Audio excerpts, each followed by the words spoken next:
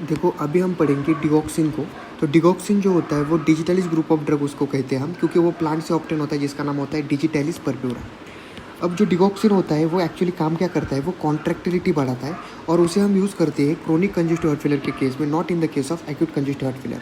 अब एक्यूट के केस में क्यों नहीं यूज़ करते ये हमें एक्चुअली समझना है मैकेनिज्म से। तो नीचे अगर हम नॉर्मल मैकेनिज्म समझे सेल का, कि जब भी कोई सेल को कॉन्ट्रैक्शन करना है तो बाहर से कैल्शियम अंदर आएगा। सपोज 20 कैल्शियम अंदर आए, वो राइनोडिन रिसेप्टर को स्टिमुलेट करेंगे रेटिकुलम के, और फिर 500 कैल्शियम सीधा जो राइनोडिन रिसेप्टर से बाहर आएंगे, और फिर 500 और 20 कैल्शियम मिलकर कॉन्ट्रैक्शन करेंगे। जब भी कॉन्ट्रैक्शन खत्म होगा, जो 500 है वो सार्का पंप से अंदर चले जाएंगे, इसमें सार्कोइड रेटिकुलम में, और जो 20 कैल्शियम है वो सोडियम कैल्शियम एक्सचेंज से बाहर चले जाएंगे। लेकिन जब भी हम डिगॉक्सिन देते हैं, जो डिगॉक्सिन जो होता है वो इनिबिट करता है सोडियम पोटेशियम एटीपेज पंप को। अगर sodium potassium ATPase pump inhibit जो है तो सेकेंडरी एक्टिव ट्रांसपोर्ट जिसे हम सोडियम कैल्शियम एक्सचेंज है वो भी बंद हो जाएगा।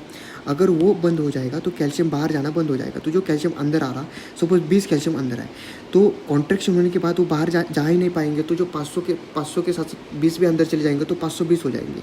तो इस तरीके से पहले केस में 520 होंगे, फिर 540 होंगे, फिर 1000 हो जाएंगे, 2000 हो जाएंगे। तो जब भी कैल्शियम बढ़ेगा तो क्या होगा, कॉन्ट्रैक्शन बढ़ेगा और उसकी वजह से कॉन्ट्रैक्टिलिटी बढ़ेगी, लेकिन इसको होने में टाइम लगता है। अब एक्यूट के केस में हमें इसे नहीं देते, क्योंकि एक्यूट केस में हमें सडन कॉन्ट्रैक्टिलिटी इंक्रीज़ करनी है। लेकिन जो डिगॉक्सिन होता है वो बहुत स्लो तरीके से कॉन्ट्रैक्टिलिटी क्या करता है, इंक्रीज़ करता है। इसलिए हम प्रेफर करते हैं इसे क्रोनिक कंजेस्टिव हार्ट फेलियर के केस में ही। That's it.